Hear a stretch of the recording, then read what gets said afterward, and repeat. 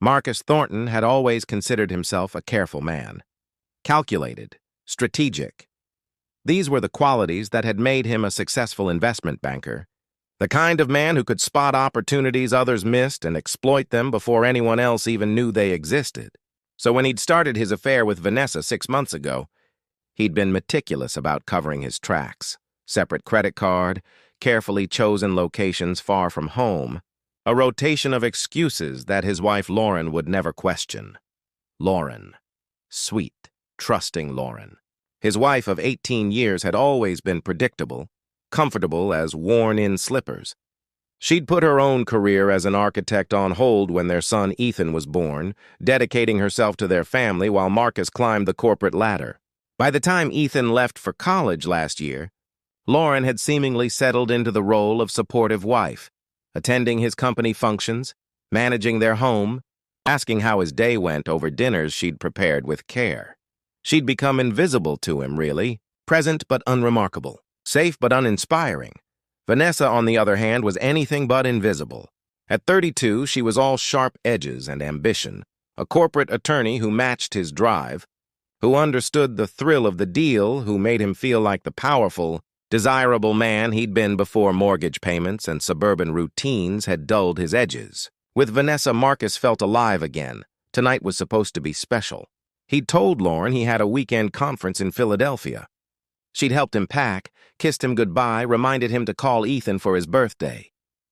Marcus had felt only the slightest twinge of guilt as he'd driven not to Philadelphia, but to the Azure Heights Hotel, an exclusive 5-star property 3 hours from their Connecticut home. The Azure Heights was perfect, remote enough to avoid familiar faces, luxurious enough to impress Vanessa, exclusive enough to make him feel like the success he knew himself to be. He'd reserved the penthouse suite under a fake name, paid with his hidden credit card, covered every angle.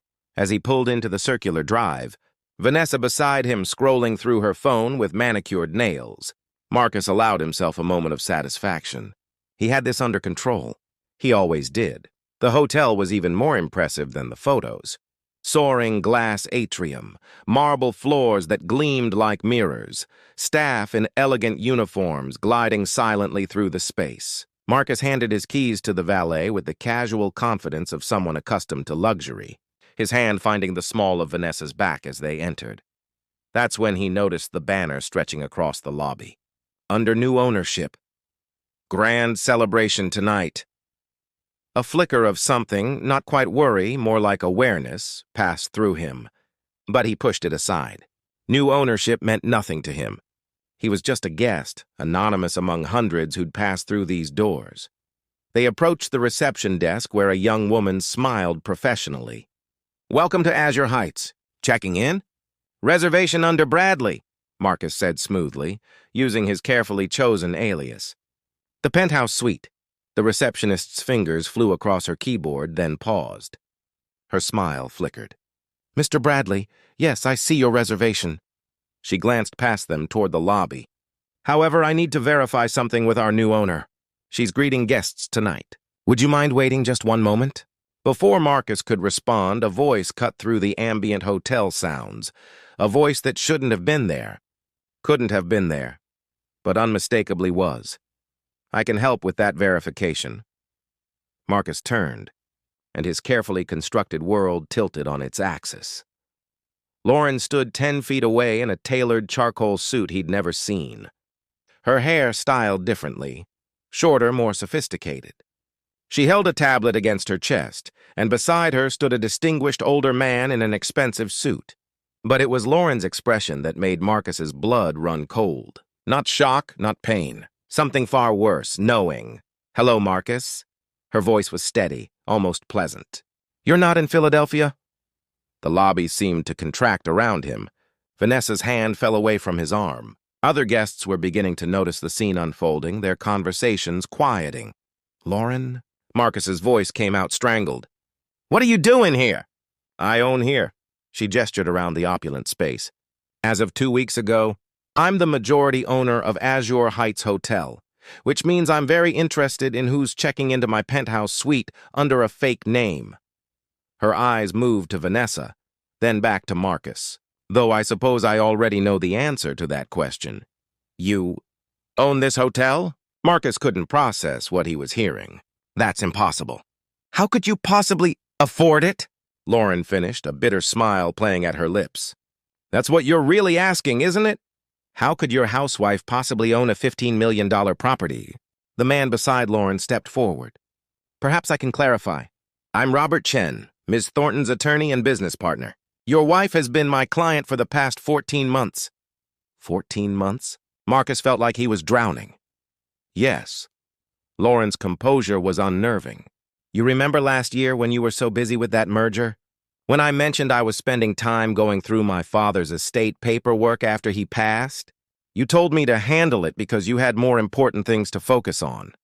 Marcus did remember. Vaguely. Lauren's father had died. There had been estate issues, but Marcus had been consumed with the Hamilton deal. He'd barely paid attention. What you didn't know, because you never asked, was that my father had been far more successful than any of us realized. He'd invested wisely, quietly built a substantial portfolio. He left everything to me. $7 million, Marcus. Plus property holdings worth another $3 million. Lauren's voice remained calm, but her hands tightened on the tablet. I found out the same week I found the receipt in your jacket pocket. The receipt from the Grandview Hotel, room 847, charged to a credit card I'd never seen before, under a name that wasn't yours. Marcus felt the floor dropping away beneath him. That had been his first weekend with Vanessa. He'd been so careful, or so he'd thought. One receipt, one stupid mistake. I hired Robert immediately, Lauren continued. He suggested a private investigator. Did you know you're incredibly predictable, Marcus? Always Thursday nights when you claim to be working late. Always hotels exactly 3 hours from home. Always the same excuses. She pulled up something on her tablet and turned it toward him. Marcus saw himself in photo after photo, entering hotels with Vanessa, meeting her for lunch, his hand on her back, her face turned up to his, both of them smiling in that way people do when they think no one's watching. There were dozens of photos. Months of documentation. Vanessa isn't your first, Lauren said quietly. The investigator found evidence of 2 others before her. Sarah from your office. Amanda from that firm you worked with on the Chen acquisition. You've been unfaithful for at least 3 years that we can document. Probably longer. Vanessa made a strangled sound beside him. There were others? She looked at Marcus with disgust. You told me I was different. That we were different. You're not different, Lauren said, addressing Vanessa directly. You're just newer. The pattern is always the same. Younger woman, usually professionally accomplished, always someone who makes him feel powerful. It lasts about 8 months before he gets bored. Then he finds someone else. She looked back at Marcus. Did I get that right? Marcus couldn't speak. His mind was racing, trying to find an angle, a way out, but every avenue was blocked. Lauren had known. For over a year, she'd known and said nothing, letting him dig himself deeper while she'd been planning something he'd never seen coming. While you've been busy with your affairs, Lauren continued, I've been busy too. I took my inheritance and invested it carefully. Robert introduced me to some excellent advisors. I bought this hotel when it went into foreclosure 8 months ago. I've been renovating it, learning the business, building something of my own. She gestured around the gleaming lobby. Tonight is our official reopening. We're already booked solid for the next 3 months. The older couple who'd been checking in nearby started whispering. A hotel employee paused mid-stride, watching. Marcus felt the weight of their attention, the humiliation building like pressure behind his eyes. Lauren, can we please discuss this somewhere private? He managed. Why? You chose a public venue for your betrayal. I think we can have this conversation right here. Her voice was steel wrapped in silk. Besides, I want to make sure Ms. Chen understands something important. She turned to Vanessa. I've already contacted your firm, Mackenzie & Associates, correct? I have a very good friend who's a senior partner there. We had a fascinating conversation about their policy on attorneys engaging in affairs with married clients. You're not his attorney, but you did meet him through a case your firm worked on with his company. That creates certain ethical questions. Vanessa went pale. You can't. I can, and I did. I imagine you'll be hearing from your managing partner on Monday. Lauren's expression held no satisfaction, only tired determination. I'm not trying to ruin your career, but I am making sure there are consequences. Real consequences, not just for him, but for everyone who participated in this deception. She turned back to Marcus. I've also filed for divorce. The papers are being served to your office Monday morning. Robert has documented everything, every affair, every lie, every dollar you've spent on these women using marital assets. Connecticut is not a no-fault divorce state, Marcus. Adultery matters here. It matters a lot. The house, Marcus started, is in my name now. I had it transferred last month while you were on your business trip to Boston. Remember signing those papers I said were for refinancing? Those were quitclaim deeds. Lauren's smile was humorless. You really should read documents more carefully before signing them. Marcus felt rage building through his shock. You tricked me! I protected myself. Lauren's voice sharpened for the first time. You were actively hiding assets, Marcus. That credit card you thought I didn't know about? I've known about it for 10 months. Every charge, every hotel room, every piece of jewelry you bought for these women. Robert's been documenting everything. This is insane. You can't just... I can, and I have. Lauren straightened her shoulders. I'm done being the woman you take for granted. I'm done being invisible in my own marriage. I spent 18 years supporting your career, raising our son, making our house a home. And what did you do? You cheated, repeatedly, with multiple women. You betrayed every vow we made. I'll fight the divorce, Marcus said, his voice rising. I'll get my own lawyers. You can't take everything. Actually, she can, Robert interjected smoothly. We have airtight documentation of adultery with multiple partners. We have evidence of hidden assets and financial deception. We have testimony from Ethan about your repeated absences from his life. Your son has chosen to support his mother, by the way. He'll be testifying about the impact of your affairs on the family. Ethan knows. Marcus felt something crack in his chest. I told him 3 months ago. Lauren's voice softened slightly. He deserved to know why his family was falling apart. He's angry with you, Marcus. Devastated. He said you missed his championship game last month because you claimed you had to work late, but you were actually with her. She nodded toward Vanessa. He knows that now. Marcus looked at Vanessa, who was backing away from him, her face a mask of horror and disgust. This is insane. I'm leaving. She turned and practically ran toward the exit. The lobby had gone completely silent. Everyone was watching. Staff members, guests checking in, a small group that had gathered for the reopening celebration, all of them witnessing Marcus Thornton's carefully crafted life implode in real time. I think it's time for you to leave my hotel, Marcus. Lauren's voice was firm. You have 5 minutes to get off the property before I have security escort you out. Lauren, please. Can we just talk, alone? I know I made mistakes, but... Mistakes? For the first time, emotion cracked through Lauren's composed exterior. You didn't make mistakes, Marcus. You made choices. Deliberate, calculated choices. You chose to betray me. You chose to lie to our son. You chose to value your ego and your fleeting excitement over the family you promised to honor. Those weren't mistakes. They were choices. I'm sorry. Marcus heard the pathetic desperation in his own voice. I'm so sorry. If I could just save it. Lauren's eyes were hard. You're sorry you got caught. You're sorry there are consequences. But you're not sorry for what you did. If you were, you would have stopped after Sarah.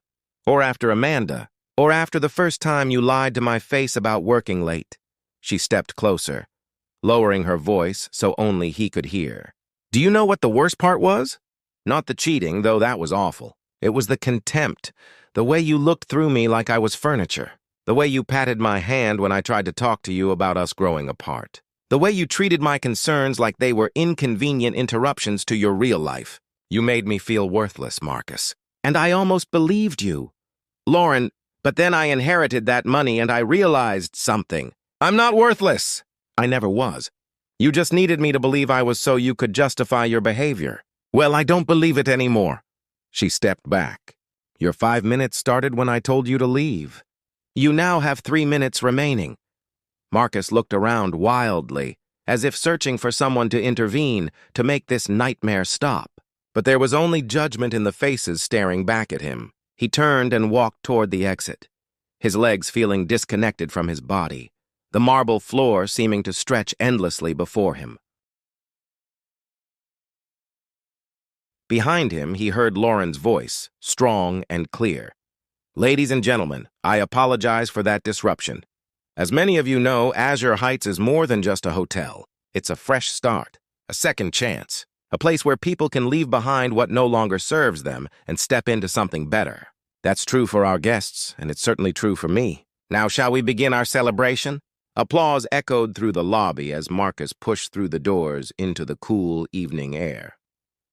3 months later, Marcus sat alone in a furnished apartment, staring at divorce papers that had just been finalized. Lauren had gotten the house, primary custody of their son's visits home from college, and a settlement that left Marcus's finances in shambles. The hidden credit card had been particularly damaging. Using marital assets to fund affairs was not viewed favorably by Connecticut judges. He'd lost Vanessa within hours of the hotel.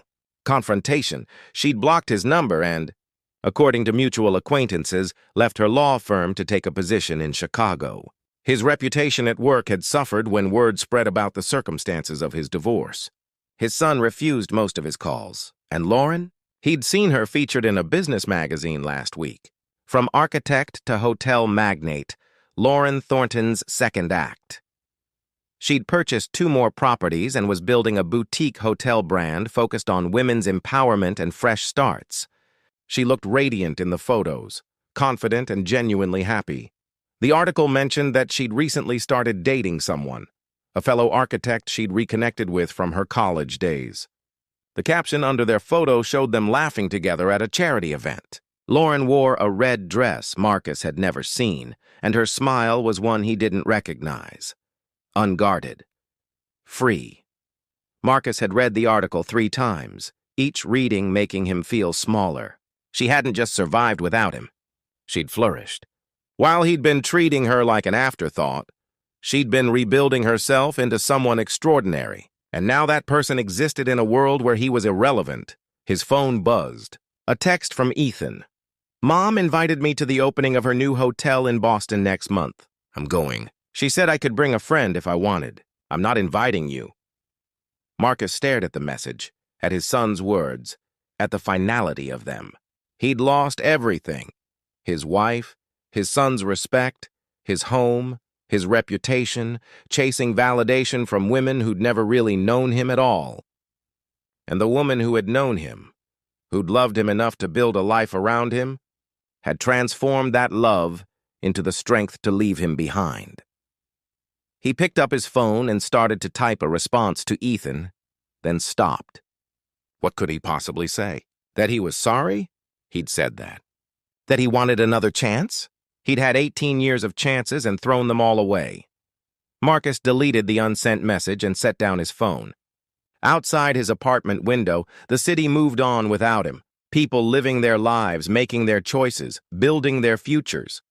And somewhere in that city, in a hotel she owned, surrounded by people who valued her, Lauren was doing the same.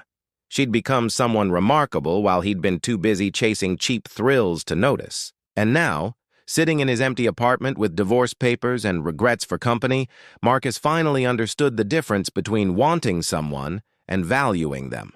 Between taking someone for granted and actually seeing them, but understanding came too late. It always did. By the time you realized what you'd lost, the person you'd underestimated had already built a new life, a better life, without you in it. And all you could do was sit in the wreckage of your own choices and finally, painfully, understand exactly what you'd thrown away.